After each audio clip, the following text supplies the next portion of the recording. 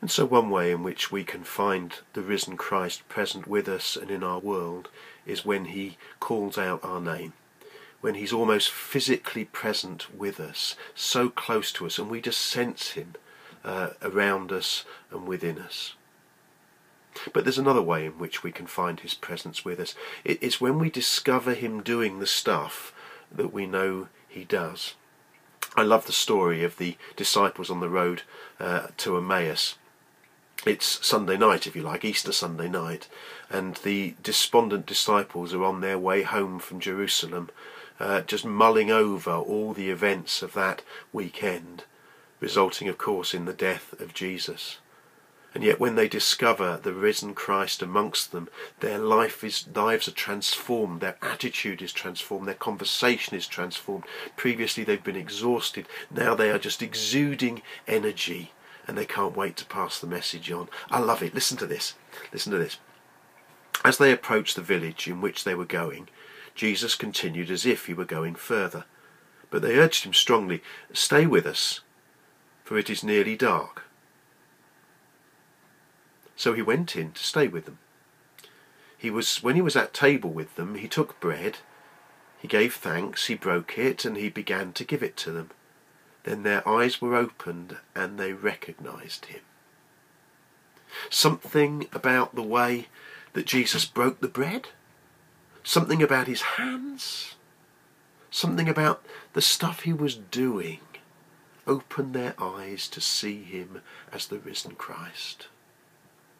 And I think that is just as true in our world as it was in theirs. We discover Christ doing the things we know Christ does. What kinds of things are those? Well, if you remember the crossroad, do you remember that speech where Judas spoke of the things that Jesus spoke about? He said he talks about feeding the homeless, of healing the sick, and I love this bit, he goes on and on about love. Jesus himself said this is what he'd come to do. He'd come to bind up the brokenhearted, to proclaim good news for the poor, to release the oppressed, freedom for the prisoner.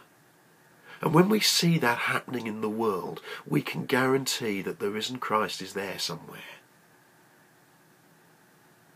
Do you know there has been a huge amount of coverage for the Christian church in the last 10 days or so?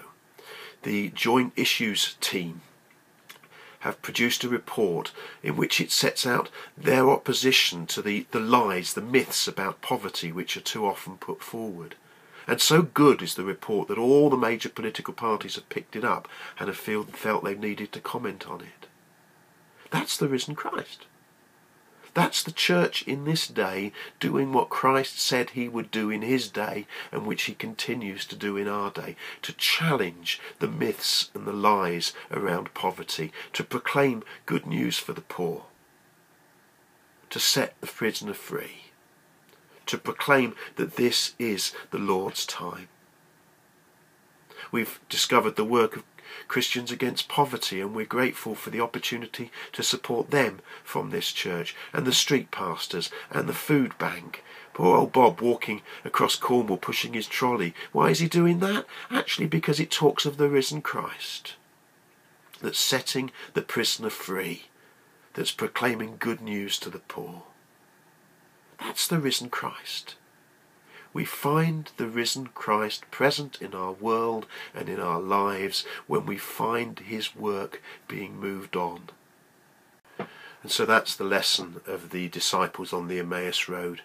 They recognised the risen Christ amongst them when they recognised the things that he was doing. He broke bread and they recognised him there.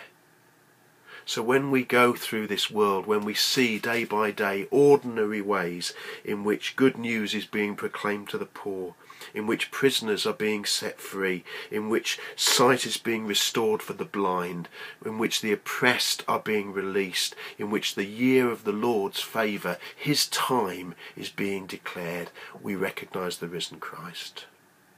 The risen Christ will not be far away from those things when they are being done, whether or not they are being done by people who claim the risen Christ.